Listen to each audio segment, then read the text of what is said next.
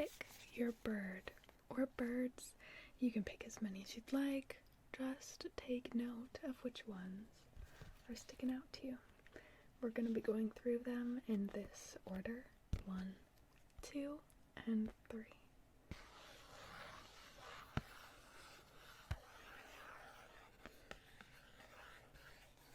If you picked the first bird,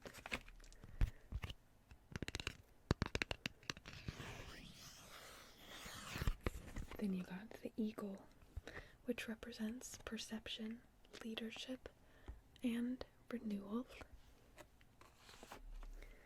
If you picked the second bird, the middle bird,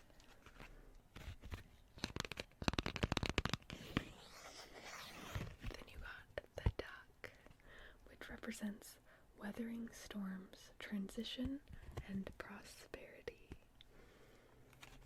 And if you picked the last bird, the third bird, then you got the crane, which represents fidelity, longevity, and vigilance.